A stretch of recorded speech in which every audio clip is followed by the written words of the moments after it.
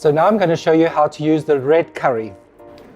So we're going to use the red curry batch pack, and then I'm going to do a beef curry from that. So we're going to start with just heating some oil in a pan.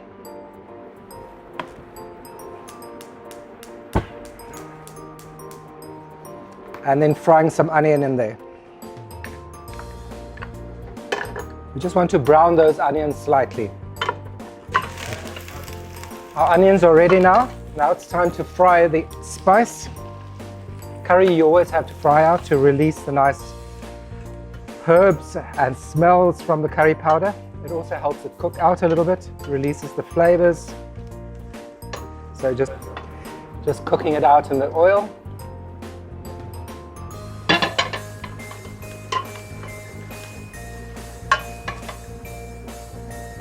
And I'm going to make a paste with a little bit of water.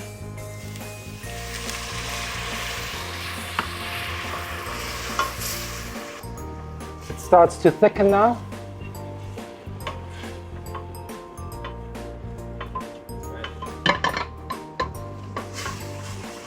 And now it's time to add the meat. This is just diced beef that I'm putting into it. You can also use mutton. It also works well with chicken. Okay, our meat is now ready. So I'm going to add the extra water into it. So this makes the sauce. Scraping the bottom so you get all those nice juicy bits off the bottom, which will flavor it. So we're having a nice sauce now. Okay, so now it's a nice sauce. Not that you can see that. Okay, and now I'm going to add the potatoes into it.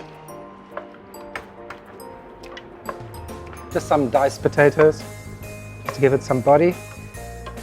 And that should cook for about 30 minutes, and then it should be ready. The curry is cooked now. It's nice and bubbly and thickened up from the heat. Time to serve.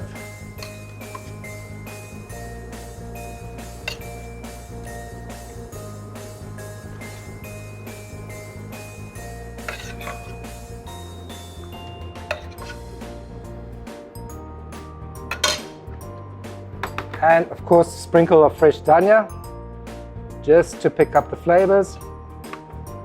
And there we have beef curry made with the red curry. So now I want to show you how versatile this batch pack is. So I've made some chicken biryani with rice and lentils on top and some potatoes inside. The chicken was marinated in some yogurt. Again, just some dhania on top. And then it's slow roasted in the oven. And then I've also made a curry mince roti. Some potatoes in. And of course you can always put some vegetables into this as well. Still nice and moist. And then also a Thai style stir-fried chicken. So here I've used the red curry paste, made a sauce with it, and then added some coconut milk into it to give it the Thai side.